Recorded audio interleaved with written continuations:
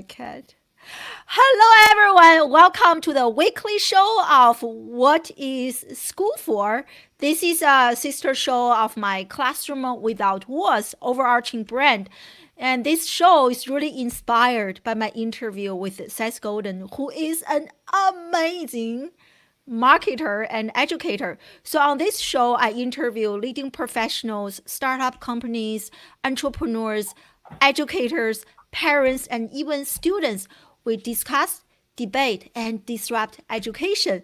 The goal is to really offer tips and resources to future proof the next generation. And today we are talking about something that is really relevant, highly relevant, given what is happening right now on a global scale. And we are going to talk about self love, self acceptance, mindset, and the transformative power of working on the self, working on our mind, and how that can transform a person's life. And we're going to discuss lots of practical tips that you can apply to your life right now to bring you and your children, your work, some peace, some love, and some calmness, and so on and so forth. And join me live is my dear friend, and we connected through LinkedIn, Visa Shanmugam. I hope I said it correctly. You And got it. That's right. Don't worry about yes. it. And Visa has an amazing journey, has an amazing story from working at a Fortune 10 company and kind of struggling a little bit in terms of her internal happiness, having even though she has everything in her life, and to where she is today, this vibrant, thriving, flourishing entrepreneur, mindset transformation coach. So I'm really excited to have her on the show to learn more about her journey and how she managed to transform her life almost 180 degrees by tapping into the power of self love, acceptance, and working on the mind. So I'm really excited, and I think we can all benefit from a topic like this. And so, Visa, welcome to the show. Thank you so much for joining us live on a Friday. So, I really appreciate you. Well, thank you. I'm so excited to be here. I remember when I first got on LinkedIn about a year and a half ago, you were like all over LinkedIn. And I remember thinking, whoa, like I would love to be on her show one day. And look what happened. Here I am on your show. Absolutely. And we share so much in common. We both have, the same favorite meditation teacher. So, which is amazing. Yeah. Yeah. That's right. And I do want to say thank you for giving me a reason to put some makeup on. Actually look nicely, right? Like not just always in pajamas. And we're live on Facebook, on LinkedIn, on Periscope, and on YouTube. I see my dear friend Anna is here, and a Amazing. few others are here. So let me know in the comment section if you are live with us and where you are joining us live from, social media wise and geographically speaking. I just love my global community. So let's get started. And I mentioned earlier, and you have such an incredible story, from India, which is your home country, to the United Kingdom, and then now get settled in the United States. So share that journey, that story with us. Yeah, so I was born in India. I lived there until I was 11 years old when my father decided that he had to follow his dream of becoming a surgeon in the United Kingdom. So he uprooted his whole life and moved his whole family there, which now when I think about it, that's such an incredible, scary thing to do. But, as a child, I was 11, so I had to my English was okay, but I didn't sound like any of the kids when I went to school in England. And that, I faced bullying, I faced racism, because England at that time when I moved back in the 90s wasn't as diverse as it is today. And Wow. we didn't live in London. We lived way up in the north where it was very rural. And so, there was a lot of prejudice there with people with brown skin. And as an 11-year-old, that was really hard to understand. And there was a lot of fears that I grew up with in terms of I don't fit in, nobody likes me. I stick out like a sore thumb. I don't sound like anybody else. So I grew up, with all of those limiting beliefs and patterns. Fast forward to when I was 21, I had an arranged marriage, and I'm still married to that person, by the way. We're very happy with 2 kids. And I moved to the US after I had an arranged marriage. And so, again, my entire life was uprooted and it was plopped into the US. And I had to learn how to adapt and adjust all over again. And I think at the time it was happening, you just learn to survive. You don't actually realize, in some ways, that it is trauma to yourself, right? You feel alone, you feel nobody gets you, but everybody expects you to just adjust and get on with life. Oh, it's so And true, so but true. I've been living in the US now for the last 16, 17, I've lost count. Yes. Wow, it's so incredible. I resonate so much with you because I actually grew up in China. I also came to the US in my early 20s. So I have been in the US for like 2 decades already. And but like coming to the US was such a challenging journey in terms of the internal struggle that I had to go through myself, because in China, I'm like the majority, everyone looks like me, speak like me, and we think alike. Everyone is like the same, pretty Right. much, right? But coming to the US, like all of a sudden from being a part of the majority group to a minority, and I lost so much. I was like, wow, lots of like really interesting internal struggle, and to Hmm. hear that story It's from you, it's yeah. hard to figure out where you fit in because you don't look like anybody else, you don't sound like anybody else. And so if you don't have a strong sense of self, which at the age of 11, you probably don't, Oh, so even at the true. age of 21, not many people do. That real sense of self, Oh, it's right? so Where you're true. not looking for validation, it's not a popularity contest, right? That happens much later in life. So So at the age of true. 11 and 21, I really struggled with those things. And I think, not just like that. Like I have been on this journey of becoming an entrepreneur, building my own school for a few years. And I really realized, entrepreneurship is an inside out journey. And the more we work on the self, the more we transform our business. And so, like, this notion of the self, it is so, so, so important. But many people don't see that. I think that's why, what you do is so important because you are really helping people work on the foundation. And I want to kind of unpack your story a little bit more. And you had this amazing job as a marketing professional at Microsoft, like an amazing husband, a lovely kid, a perfect house, a healthy bank account. You had it all from the outside, at least, but you were not happy. And so, like, in retrospect, and when you reflect on that period of your life, so what do you think are the missing pieces? Isn't that something that so many people are trying to strive for? A healthy bank account, a loving partner, a house, this and that. So why you were not happy? What were missing?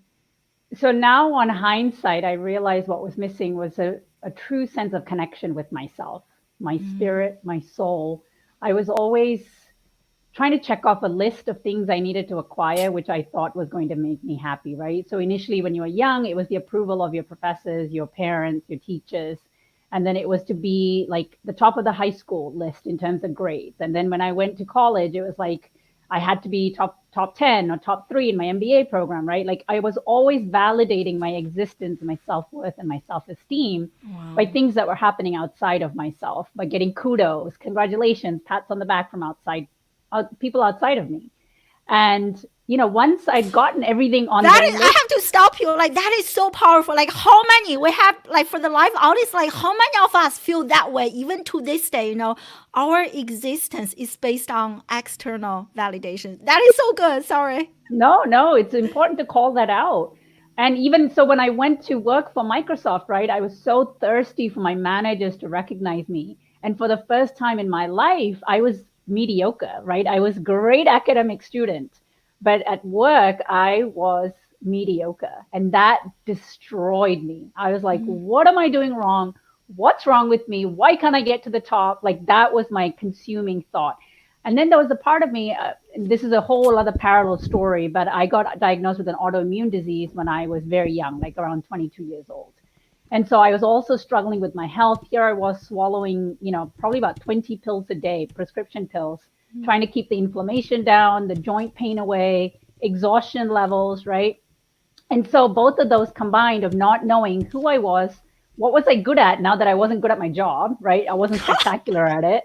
And then here's my health that's struggling. I'm struggling to get out of bed. I'm struggling to look after my children. I don't see myself as a great mother or as a great wife because I'm seeing myself as a burden now. Both of those combined, I had no idea who I was, what my purpose in life was. And I was so empty on the inside. So no matter how great things looked on the outside and I had the things, all of those things were not filling this hole I had inside of me.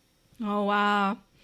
Oh my God, this is like, we're just like soul sisters because that is exactly what happened to me. Not necessarily from like a school, like to Microsoft, but after I came to the US, I was doing my master degree from Syracuse University, which is a really good private university in the United States.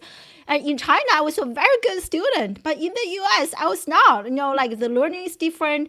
In China, I was very quiet, not outspoken at all. Mm-hmm. But that's how you survive. In the US, you have to That's be right. really talkative. It is like a different personality. And my confidence was crashed, and I remember I cried so many days, and I was like, what's wrong with me, why I'm not the top? So I really hear you, I really hear you. Thank you for sharing that. And I want to ask you, you also have this really amazing educational background. So Mm-hmm. how has that, educational background prepared you for life? My parents are probably going to be disappointed with this answer, but I would say probably not a great deal. I was really good at following instructions and doing assignments. But when I really stepped out on my own as a business owner, I really struggled because there was no one giving me instructions on what to do. I had to find my own direction. I had to find, the next steps within myself. And because I'd always relied on other people telling me what to do, as an entrepreneur, as a business owner, the first couple of my startups, oh my gosh, I struggled so much. I kept looking. I was like, somebody tell me what to do. I don't know what to do. Mm-hmm. So even though I had an MBA and I had a marketing degree, an undergrad marketing degree, I would say that as a business owner, my expertise and my growth as a business owner has come from diving into myself, not my degrees. I mean, obviously, the accounting courses have That's helped so. manage my expenses and things like that. But as an overall overarching theme, I would say I have gotten more out of investing in my happiness, learning more about who I am, what makes me me, than any degree I've paid for. So true, so true. It is so, so true. And this has become a pretty much reoccurring theme on this particular show. Almost every single person who has come to the show mentioned they learned more like about what they do from life, not necessarily from that piece of paper, from a degree, Right. but actually from real life experience. Mm-hmm. And I love this comment from Kimberly. Thank you for joining us live. And she said, especially when you are a minority, you really have to navigate through a lot, and having that strong sense of self, self validation is so important. I mean, it took me like 4 decades to That's feel right. like okay with who I am, to build in that self internal validation. Now what other people say about me, like I don't really care that much, but it was not like this before this point. And so like nowadays you work as a mindset, a transformation coach. So that is a very interesting term to me. Explain that to me. What do you mean by that? So for me, my entire life changed once I started looking internally at how do I look at life? What is the lens that I use to look at life, right? We all wear certain lenses, and that lens is built based upon our life experiences. What have people around us told us about life? That's what the lens is built on. And most of us don't even question that lens, right? We go through our entire life without ever questioning that lens. And so I realized that the lens I was wearing had been given to me by other people. It wasn't my own lens. It wasn't what I chose to believe, right? It had been taught to me. So once I had help diving into my own mindset about how do I look at, you might have heard of growth mindset versus fixed mindset. And what I realized when I started on this journey was how hard I was on myself. Everything I did was never good enough, right? And I wanted things to be perfect, but I'd always move the goalpost of what perfect looked like. And I would make sure that I never reached that goalpost. So I was self critical, I was self judgmental, I thought I wasn't good enough. Even though I had 2 degrees, I had this great life, like everything I did, I just looked down on myself. So I had this bully living with me the whole time. So of course I wasn't happy with who I was, because the entire time I would hear my voice saying, you're crap. You can't do this. You will never get there. Right. And so when I had my own business coaches and life coaches act as a mirror to my own language, my internal beliefs, I realized how much dissonance there was between the person I wanted to be and the person I thought I was. And I would self sabotage myself, right? That was part of what was happening as well. So when I realized, oh my gosh, if I have the power to reframe my mind and how I saw situations and how I saw myself, my entire life gets to change. Right. So I realized how powerful mindset was, because it doesn't matter what action we take on the inside. You can copy everybody's strategy. You can have degrees. You can, have people telling you what to do in business. You can copycat the heck out of everything in life, and you will probably still not find the level of success you want, because your mindset isn't right. That's the foundation of everything, right? There's the Pareto rule of 80-20, right? Like 80% of your profits come from 20% of your customers. In the same way, I believe that it's 80% of your mindset and 20% physical work, hard work, is what makes up your results. I think most of us have it lopsided, and probably very little mindset work happens. Totally. Oh my God, I so agree, especially the self-sabotaging part. And so I actually, before I do what I do now, I was a college professor for 10 plus years. So about 3 years ago, I started to reinvent myself. I started to talk about some of the problems in education, and I got bullied. I got bullied by my friends in education, in higher education. It was really tough. But at the time, I didn't see that as bullying. I took everything internally. I was sabotaging myself. I was like, I'm not meant to do this. Mm, There must be something wrong with me, this and that. It was really miserable. I definitely entered, I feel like, a pretty deep level of depression. And it was really hard. And actually, meditation is and like spiritual work, and that's how I got out of that state. So I love this comment from Phil. Thank you for joining us live. Like oftentimes from this professional standpoint, we compare ourselves with others, and then we feel like desperate, this like hopeless and like, yeah, exactly. I so resonate with that, and that is pretty much every single person mentioned. I going back to what you mentioned earlier, having that very strong internal foundation validation. Yeah, yeah. absolutely. So share with us, like you work with very successful women. You help Hmm. them redefine success and kind of free them from the prison of perfectionism. That is such a powerful and beautiful mission. I really love it. So what have you learned from working with those women who are so successful? And what are some observations that you have, come up with after working with them and teaching on this topic? So one of the things that I come across time and time and time again is these women have a really hard time seeing themselves as good enough, right? Like when we start coaching, I mirror back to them about the amazing things that they have done in their life, and they just brush it off. They're like, "Oh, like that just needed to be done." Like, no, do you realize like how Like, who incredible can relate? I could definitely relate. Yeah. they feel that they cannot spend time reveling, celebrating themselves. They feel like that's something wrong, like that's boasting, and they should be humble about it. And other people should be telling them how fantastic they are. And I think a lot of these women have this idea of, if I celebrate myself too much, I'm going to lose the race, like whatever imaginary race that they're running. So they're like, I can't celebrate. I have to keep going. I have to keep going.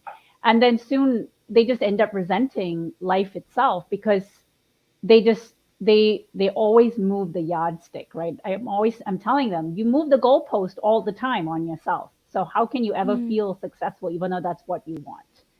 So, and then I asked them, the second thing we look at and examine is, who are you comparing? Like, who told you this is what success is? Right? Oftentimes we have these bullet points of, well, this is what success looks like to me. And when we really examine them, you realize that a lot of it actually didn't come from you. It's because your dad wanted it for you, your brother wanted it for you, your grandparents wanted it for you. Maybe you were the first one in the generation, like, to go get a degree outside of your country, or whatever it is. And so you are invisibly carrying these things to make your family proud.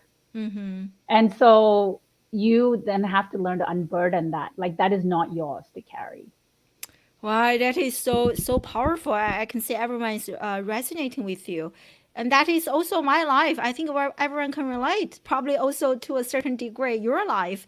Like before I came to the U.S., even like becoming a, like getting a PhD, becoming a college professor, I feel like it was really like the influence of Chinese society and my parents for sure. Mm-hmm. The prestige, Yes. and I didn't really know. I never even asked this question. What do I want? Yes. The self has been missing like for Correct. quite a few decades. I so agree. Yeah. That question, I believe, like a lot of selfishness seems to be attached to that question of what do I want, right? And I think culturally, and it's a gender based thing as well. As a woman, I think in Asian culture, we're told like you need to put your needs ahead of other people. 100%. Yeah. So Hundred that is percent. another thing I need to get my clients to reframe is it's okay to focus on what you want, on your happiness, and go full steam ahead on that, because when you get happy, well, guess what? Everybody else's life that depends on you doing well actually goes up as well. Oh, So it's actually totally. not a selfish thing you're doing, it's a selfless thing you're doing. Oh, I love that. That is so tweetable. I so agree. Even like as coaches, I do so many live streaming shows myself. Like actually, before I go live, every time I need to work on my energy level, right? You want to come here to see like me being happy, like energized, and you don't want me to come here like like Right. that. So I think as coaches, entrepreneurs, we need to understand. It is not only about what we do, but also about the energy that we are bringing to our clients, to the company, to the students, to whoever we are serving. And I love this quote from, I don't know where I read it. We can never outperform our perception of how much we're worth, like our self-worth. So it is so powerful. Yeah, I agree. I love this comment. Thank you. And the journey to business success, it is like inward, like an inside out Absolutely. journey as opposed to like outside in. That is so true. Absolutely. And Yeah. when you think about it, like when you become the most fulfilled version of yourself, how can that be a bad thing for the world? Like it cannot. When you become the most fulfilled and the biggest potential that you can live out, then the world only stands to benefit from it. Yeah, totally. When you are you best, right? Everyone, our children, the society benefit from this. So you have a framework that can help people like cultivate on self love, self acceptance, and even work on our state of mental beingness. So what is your framework, and like what do we do to get to a higher level, higher state? So one thing that we always start with is self-awareness. If you are not aware of your current beliefs, your method of operation right now, and how you think, what you believe, then it's not it doesn't work. So we always start with self-awareness.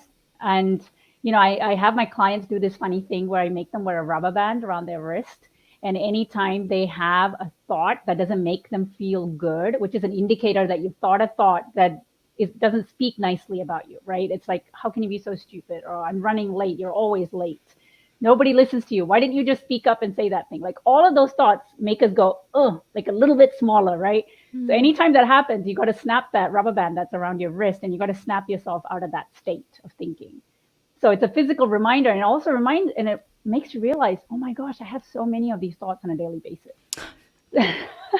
You can, when I first started, I was snapping away all day long. I was like, oh my gosh, I have so many negative thoughts in a day. So it starts with self-awareness, and then it moves into self-forgiveness, because we cannot learn to love ourselves deeply if we're always angry at ourselves, or we feel guilty, or we feel ashamed of certain things we haven't accomplished, or if we're always pointing out how short we fall of things, right? And it also really helps to forgive other people who we believe have wronged us. Without forgiveness, there can be no compassion or love. And Yeah. so we work a lot on self forgiveness. I do inner child work, which is where I teach my clients to connect with their inner child, because that's the part of us that's super playful, joyful, creative. That's the part of ourselves that's really inspired, right? And most of us have lost touch with that inner child because life has Amen. gotten to us. We don't know how to play in life, Mm-hmm. right? When our kids want us to play, like we're like annoyed because it's taking time away from the stuff we want to do. And so Yeah. I teach my clients to connect to their inner child, regardless of whether they have children or not. Everybody can do this. And it's about connecting to that part of yourself when you were maybe 6 or 7 or 8. I actually did this exercise a couple of days ago. And one of the things I asked my inner child was I actually asked my inner child for advice, right? Instead of giving advice to my inner child, I asked her for advice. And I said, what do you wish we hadn't stopped doing? Right? As children, we are so used to playing the things. And the answer that I got back was, I wish you hadn't stopped playing outside so much. When I actually thought back to my childhood in India, I spent hours outside, hours upon hours, digging in the dirt, climbing trees, eating raw fruit off the trees, catching dragonflies, things like that. I can't remember the last time I did any of that stuff. Yeah. So I really help my clients, deal with their inner child, heal the inner child, any trauma that they've experienced as a child. Because you might be thinking you're taking action as an adult today, but I guarantee you that child is the one who's operating out of fear and, driving all the gears.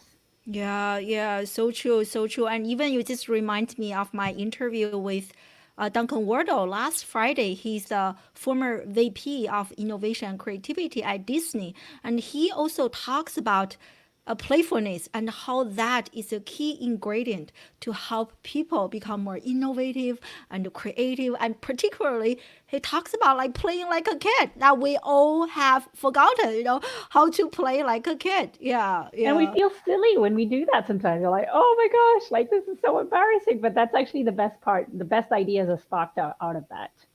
So any like I see that here is a question asking you if she can have the permission to use some of the exercises with her own clients. Oh, absolutely. Yes, it's not like mine. So go ahead, use it.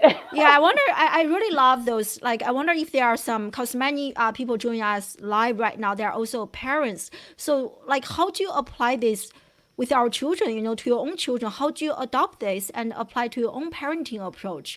Like, can you share some like exercises with us to really help our children to don't lose that playfulness and to always practice self-love and forgiveness and self-acceptance?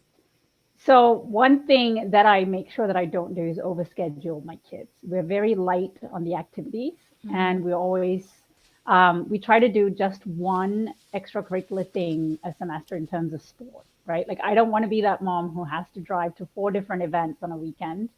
Um, and then the other thing that I really teach my kids to do is meditation. It doesn't happen every day, but they see me meditate every day, right? And this is the thing about kids. We cannot tell them to do something, but not model it ourselves. Amen. Amen. We have to be the one who has to model it, and it takes them as long as it takes them to get on board. So I have been meditating for years. So now as a family in the evenings, because of, we're all at home now, it makes it more possible. After dinner, we try to meditate anywhere between 5 and 10 minutes as a family. Now I have a 6-year-old and a 9-year-old. So to get a 6-year-old to sit still for 10 minutes is a big deal, especially with my son. He's very active, but he does it because now it's expected, right? And he actually likes it. So some days when he's melting down, he'll actually say, I think I need a meditation, or Wow. I have a little Tibetan sound bowl and he'll sit there and he'll make the noise where he'll go around the Tibetan. So it's about teaching them to be mindful and teaching them to be emotionally aware of what's happening inside of them. Oh. Because I used to fall into the trap of trying to distract them from their outbursts or meltdowns, right? Like, let's turn on the TV, let's get you some ice cream, like, let me play with you so that you stop crying. And as parents, we want to fix our child's pain, right? That's our natural instinct. But it's so much more important for us to allow them to experience the discomfort and the pain. Amen. I mean, I read so much research on this, exactly what you mentioned. You want your children to kind of go through this. You be there with them to Right. let them experience like different layers of emotion and just like emotional intelligence. They talk about emotional intelligence, one part is on the self. You recognize your own emotion and then regulate. So I think that's exactly what you are talking about. You first recognize your own emotion. Like our children, they may have a hard time articulating their Right. emotions, but we're here helping them recognize that and then regulate that. So that is beautiful. Like I so agree. I used to do that when my children are so angry, so upset. Like yeah, like turn on the TV, eat some candy. Like I tried. It's like, shh, don't cry, don't cry, Yeah, don't exactly. cry. Oppress their raw emotions. And then after I actually started doing some research on this, like wow, I need to help them go through that, let it out. We all have so much oppressed in us. Yeah, I or saying things like boys don't cry or shh, we don't cry for that. Like kind of subtly shaming them for having those emotions. So I've completely stopped doing that. And as we become more present, so as my clients become more present with their thoughts and their feelings and just become more of an observer of what's happening, they stop judging themselves, right? That's one of the benefits they have. And what happens is we stop then judging our children, right? yeah. A lot of fights that we have with our kids is because we are judging them. We say, don't do that, don't do it my way, do it this way. And Yeah. that's because we want them to turn out to be perfect. We don't want them to make mistakes. That's because we judge our own mistakes. So we don't Yeah. want them to make any mistakes, right? So Yeah. when we Yeah. learn to accept our mistakes, then it's much easier for us to accept our children's mistakes. So again, it goes back to the self. As you pour into yourself, you extend the same things to your children and your family. Oh, totally, totally. Like again, I read this somewhere, and saying that as parents, we need to understand, we need to help our children become human beings, not human Human doings, doings, right? Now yes. doing this and that, but actually being present to experience their emotions, senses, this and that. That is a really powerful quote that I really, really love as a mom educator myself. So, who are your favorite like meditation teachers and like things that you use to do meditation yourself and with your children? Yeah. So for myself personally, I love Dr. Joe Dispenza. I know we bonded over this already. We are huge fans of his meditation. Yes, they require immense amount of time investment. Most of his meditations are about an hour long, but it's totally worth the time. That's Dr. Joe Dispenza. I also use the app Insight Timer. My husband uses Headspace. So with meditation, it's trial and error. You've got to figure out what works for you. If one teacher you try doesn't work for you, don't give up. Don't get disappointed and think I'm doing this wrong. It just means you haven't found the right thing for you yet. So there he is, our rock star. I absolutely love Dr. Joy. Like I mentioned earlier, and about my own personal kind of depression journey after I got started on this entrepreneurial like journey. And Dr. Joe Dispenza, he saved my life. Even though I never met in person at the time, and just doing his meditation to really validate myself, remove all those self doubt, negative emotions. He's really, really, really powerful. Anyone, if you are joining us live or watching the replay, definitely follow him on Instagram and check out his meditation. Visa and I, we can't speak highly enough of him, his work, right? Talking Oh about my gosh. elevating emotions, fear, and just like I can go on about this guy. So definitely check him out. Yeah. Yeah, his work, his books, his meditations, they have absolutely changed my life, and they continue to help me go deeper and deeper and deeper into my own work and myself and heal so many layers.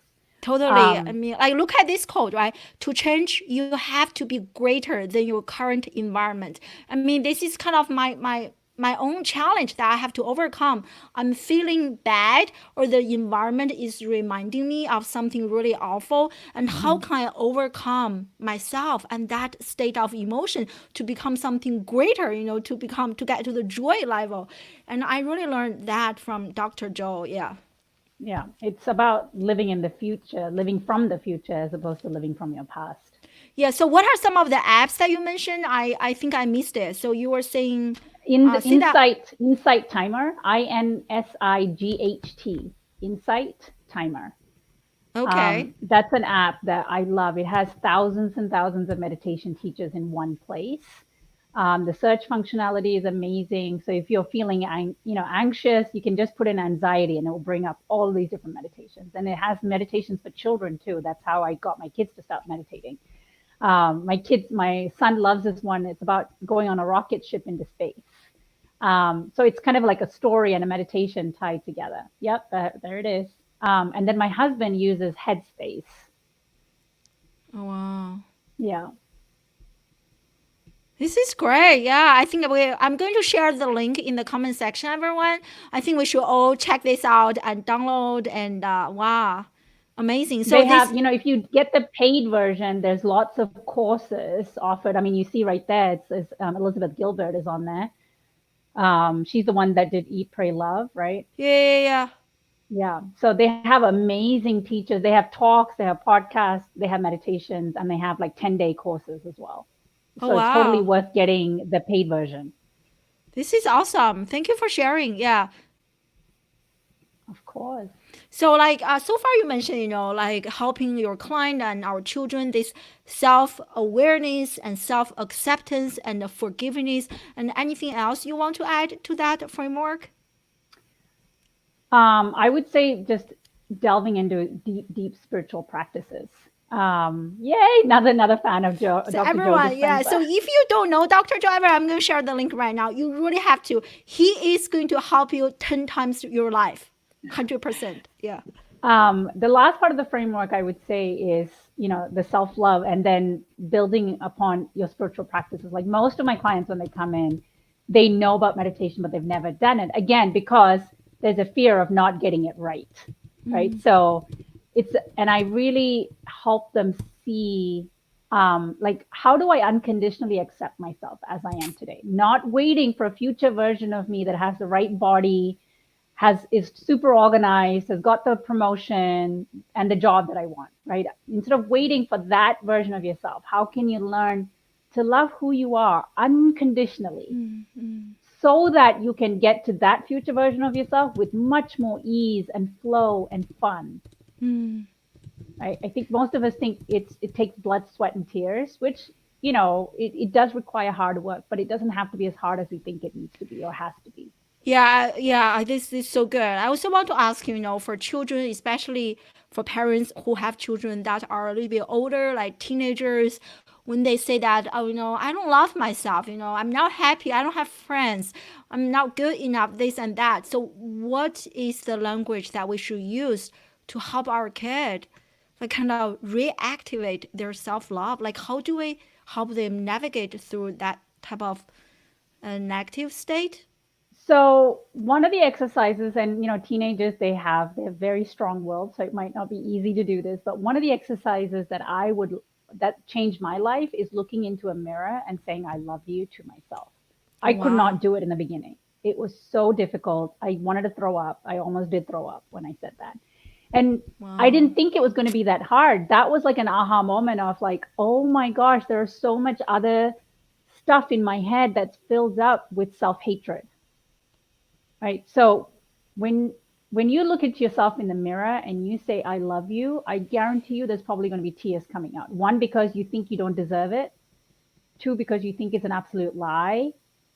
Right. So we have to move away from that state of I don't if we can't love ourselves, then how can we expect others to love us? Right. So That's for so cool. teenagers, I would, instead of getting them to shift and say, no, you can't speak like that, because anything we say, like we say, don't do that, they're absolutely going to go do that. I think one way to open up the conversation would be to say, why do you think that? Why do you feel that way about yourself? Is there anything that you have done today that you would like to celebrate about yourself today? Um, Right? Instead of us telling them what to think, it's getting them to think for themselves.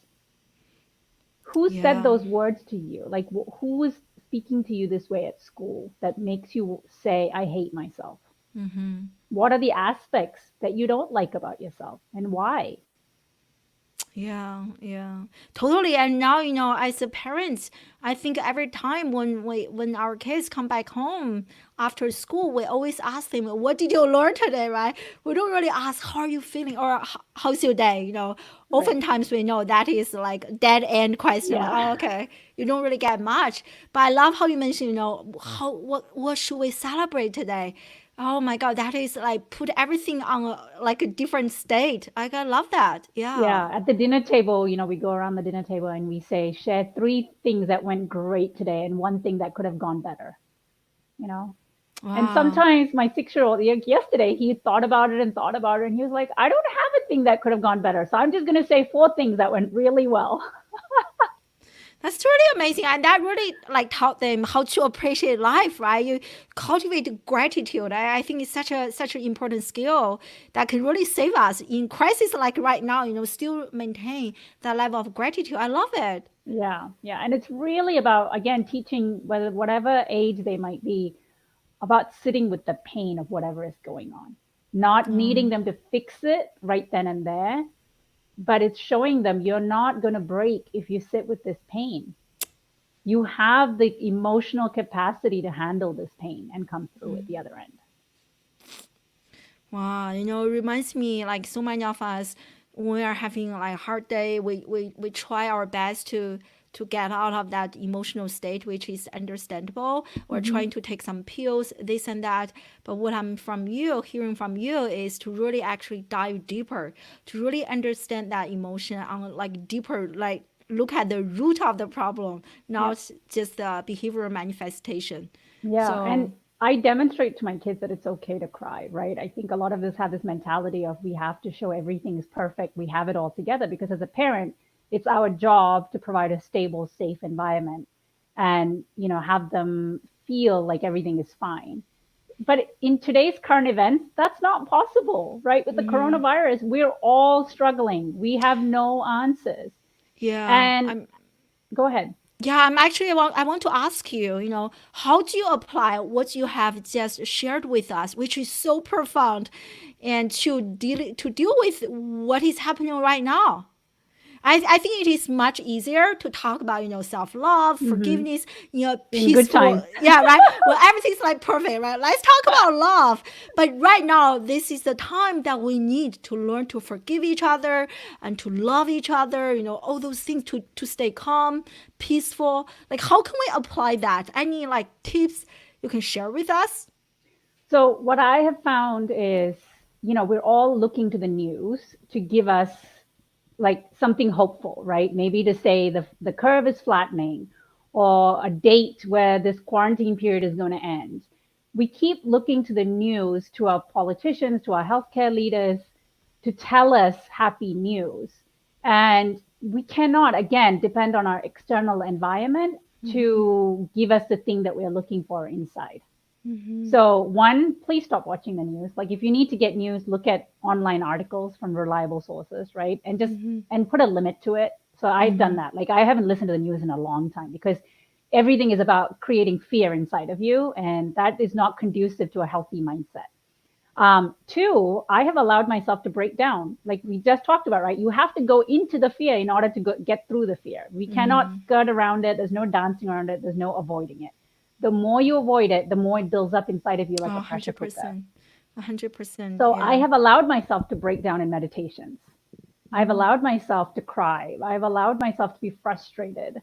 Um, and I've allowed my kids to see that happen. Like sometimes they'll walk in and they'll be like, "Why are you crying?" And I'll tell them, "I'm really upset and frustrated that I can't give someone outside of this house a hug, like my friends. I want life to go back to normal and I'm frustrated by that, you know?" Yeah. And having them see parents, I think it's really important for our kids to see that our parents are normal just like us. They have emotions just like us, and sharing that burden really helps, instead of having to carry this armor, this protection of pretending like everything's okay. So I tell Yeah. my kids, we all need a good cry. Like if you need to go have a good cry, go do it. Yeah. Yeah. Totally. Totally. And I again, meditation, like I meditate every day, especially now. I break it up into three smaller parts instead of one long meditation in the morning. I journal. Oh my gosh, I journal so much. Oh, talk about journaling. That is something people haven't mentioned much on this show. So, like, share with us what is journaling and what do you do when you say you journal? So there are, so for me, it's when I'm in my meditation, certain ideas will pop into my head, right? So some days it could just be journaling about what popped into my head. Like for instance, I'm auditioning for a speaker opportunity later on in the year, and I'm through to the second round.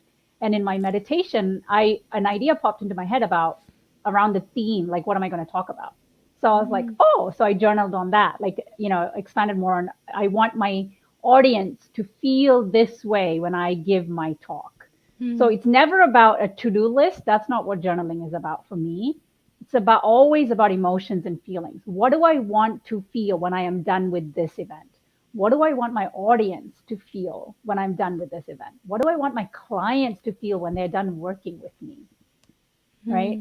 What is life like when we come out of this coronavirus pandemic? How do I want to look back at myself and what would I be proud of? Right? So Yeah. when you journal on that, it really gives you a roadmap of how do I want to show up at this time? Or if Yeah. you're really struggling, let's say you've had a fight with somebody and it's really eating away at you at how things have gone, journaling really helps. So I would start with like, what's happened? Why are you so angry? What did they say or do that made you so upset? Journal it all out. It's a dumping ground for your thoughts so that it's not festering up in here. You put it down on paper. Yeah, oh, I love that. And what you just mentioned, for negative emotions, we should journal it out. Also, just reminds me of another podcast interview I listened to last year. And this guy, he journaled his way to become a millionaire. It was really interesting. He just like journaling, just like through journaling. So, do you do journaling on like your computer or just like a piece of paper and a pencil? I have journals all around the house and I love picking Okay, up a pen and writing. And I feel there's so much power in writing as opposed to typing. For me, the connection is much deeper when I write. It actually agree. helps me slow down my thoughts. Yeah. And I'm able to feel the emotion of what it is that I'm calling in when I write. Yeah, yeah, yeah. Actually, I also discovered there are lots more and more journals, even for younger children. Like different types of journals can like there's some quotes, some images. So do you also help your children? I know they are young, and or maybe for older children, do you see some benefits to also like them practicing like journaling? Absolutely. My 9-year old, I'm starting to try and get him to journal a bit, which Wow. he does it very sporadically. I'm not an expert when it comes to journaling for kids because that's a practice that I'm getting and I'm trying to be as consistent as meditation. I'm not as consistent with journaling as I am with meditation. Yeah. Um, but I think giving your child a beautiful journal, having them pick it out, and maybe giving them prompts to start with, right? Like every night, like what are things that I'm proud of that I did today? That could be a really simple prompt that kids use. Yeah, yeah, yeah, yeah. Or if something didn't go well that day, well, what did I learn from it, right? Instead of just focusing on I didn't do it, like what did I learn from this thing that didn't go well? Yeah, yeah. Like it just reminds me of like a few days ago I did a free training on a similar topic, and based on neuroscience from my friend Rich Carr. They have a book called Neuroscience Design for Teachers or something. I don't remember exactly the title, but they shared three questions that we can ask our children to really help them become more reflective on their Mm-hmm. learning, on their life. So the three questions, one is what is surprising about what you have just learned or you have just done? The second one is what is something that you already knew, but now you are looking at it very differently? The last Mm. question is what do you still need help with? And so it's really interesting. I hope everyone is taking note on those three questions. And I started to practice them with my own children. And last night, we had some really amazing discovery. He was talking about money. He said that I used to feel like it is really hard to count how much money I have. But now, after daddy taught me this method, and it is so much easier, and I can see like a shift in how he think. That's Oh, amazing. it's really, really powerful. I feel like that is another piece that we don't do a lot in the traditional school environment. Of course, when you have a class of 200 Yeah. students, it is very impossible. So I think that is something as parents, we need to, engage in those thought provoking to really help our children to go deeper within that type of questions. Yeah. Yeah, I think our role as parents is not to tell them what to do, but guide them so that they become their own guidance system. Oh, totally, totally. Talking about this, I wonder, like, what is your theory? Like, to me, personal development, understanding the self, it is so, so, so important. But why do you think this is not being taught or emphasized or mentioned even a little bit in the kind of the traditional school environment? Why do you think that is the case? I think it's because we've become so focused on human doings. We think our achievement are like how we are looked at in the world, how people see us, is based on how much we get done, right? And one of the things that I work really hard on getting my clients to see is that it's okay to slow down. It is not about how much you get done in a day. It's about learning to slow down, taking care of yourself. And I think taking care of yourself is seen as a weakness, maybe, you know?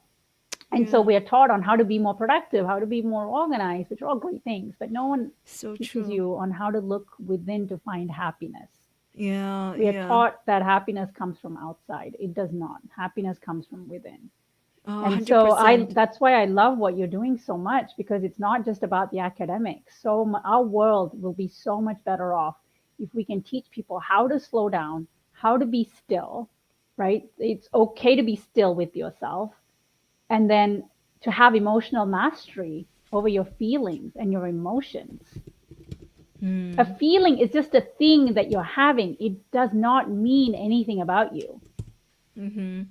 Yeah, yeah, A yeah. thought is just something you have. It doesn't mean that that's what you are. Like if you think the thought I'm lazy, that's just a thought you're having. It does not define you. Oh, yeah. That's so powerful. Yeah, that's so true. Yeah. And it reminds me of like last year I discovered this coach. It is so funny when I first discovered her. You know what she does? People actually pay her so much money to help them discover their own emotions. Like, and people even have a hard time identifying, like, I'm hungry, like I need Yeah, to use the bathroom, like I'm sad. Like I was like, wow, like I can't believe someone actually has like a 6, 7 figure business helping others like discover their own emotions. To me, that's that's amazing. like so basic, right? You need someone to tell you that you are thirsty, you are hungry. And it is so sad to see how far we have moved away from our like the foundation of Yeah. being a human being. In tune with ourselves, right? That's what it Yeah, is. We're yeah. so out of tune with our Yeah, beingness. exactly. And with all the technology, have all the reminders to tell it's time to do this, it's time to do that, and we really lose our ability to just like use our own body to know, I'm actually hungry right now. I need to eat That's this or right. that. Everything is based on planner. And very interesting to hear you say that. Yeah, Yeah, it's yeah. about tuning into our own intuition. And, like even when it comes to eating, a lot of us just go through the habitual process of eating the same thing we've done. We don't often tap in and ask ourselves, what do I need right now? Like, I know I'm hungry, but what does my body feel like it needs? It might be a salad instead of fried chicken that day. If you actually took the time to ask yourself. Yeah, we don't. We ask a machine, hey, tell me, what do I need to eat? Yeah, that's so funny. Yeah. So I want to go back, because this show, I'm an educator at heart. So I want to ask you, knowing what you know, and if you had the time and the resources, what would an ideal school look like to you? Oh, I would start the day off with a meditation practice for sure, of getting everybody to tune in to themselves. And I would build a school where it's very much self-regulated, self-directed in terms of interest. Instead of us telling the kids, what do you want to learn? Or this is what you need to learn. You give them options and they are intuitively drawn to what their strengths are. Right. So I think Montessori is a little bit like that, the Montessori education system. And both my kids have had the privilege of going to Montessori preschool. And it's amazing, different age groups of kids are put together. They're not separated by age. Like 3 to 7 year olds are in the same room until they start kindergarten. And the 7 year olds acts as leaders, and the 3 year olds are taking or being guided by a 6 year old or a 7 year old. And it's a beautiful thing to watch because leaders are then being created. And these children, they get, when it's math time, there are 4 or 5 different options of what they want to do. Not everybody, it's just beautiful to watch because it's self, and they end up loving education because it's fun. Yeah, And yeah. I would love things to be offered again on personal development and self growth. How can we help you strengthen your intuition, right? How can we encourage you to follow your heart, to listen more to your heart and less to your head, right? I would love for classes around that. We would all be so much happier if we Oh, knew how to do that. totally. Yeah, and more harmonious. And probably even like disease level will be lowered, if we can all be like more in tune with our own emotional, our heart, our more in alignment. Yeah, yeah, Absolutely, because we'd be less stressed, and disease is dis-ease, right? Like we are not at ease with ourselves. 100%. So if we learn to follow our heart, then there would be less stress, there would be less disease for sure. Totally. I mean, we talked about Dr. Joe Dispenza earlier. I went to not quite a few. I went to two of his week-long meditation retreat, and I saw, like my own eyes, I saw people cured their disease on the spot. Yeah, Like not able to walk and started walking and throw away their canes, things like that. And kidney stone got removed within 7 days. It was so incredible, like how much human potential we have. Yeah, absolutely. yeah, this is great. Like, where can people learn more about you? This is really fascinating. I have like goosebumps the entire hour. Like, yeah, That's awesome. I love resonated so much goosebumps with because me. that's your soul communicating with you. It's like, pay attention, pay attention. Oh yeah, yeah. Yeah. Well, I'm on LinkedIn, which is one of my favorite platforms. You can find me under Visa Shanmugam, just like my name that right there. You can also find me under Instagram on the same handle, without the space in between my first name and my last name. And then on my website, www.visalakshi.com. Visa Lakshi is actually my full name. Okay. VISALAKSHI.com. Oh, awesome. Thank you so much for sharing so much amazing information, and we all benefited so much from you. So really, really, really thankful, and thank you so much for the live audience for joining us live. So next Friday, the same time, same location, and we are going to have here. Oh, my dear friend, he's young entrepreneur, and I love sharing stories to really show parents there's not just one way to success. There are multiple ways to help our children discover their calling, become successful. So he is a 19-year-old, a very successful entrepreneur, $1 million business, and he got featured on CNN. So this is about his story. He's selling socks. A few weeks ago, I had this kid who is 22 selling T-shirt, and one person, $1 million business owner, and this is another kid, so much younger and selling Wow. socks, $1 million business. So we're going to share his story and his journey, and pretty incredible how he gets to where he is today. Lots of great tips that parents can learn from his journey. And he actually even hired his parents to do work for him. Pretty That's fascinating. amazing. Yeah, really, really Amazing. amazing. Really open your eyes. But anyway, thank you so much again, Visa, and thank you so much, everyone in the live audience, those who are watching the replay.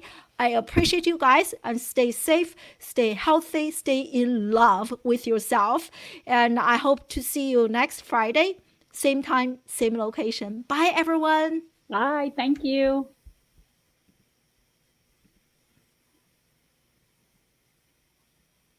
Oh, thank you.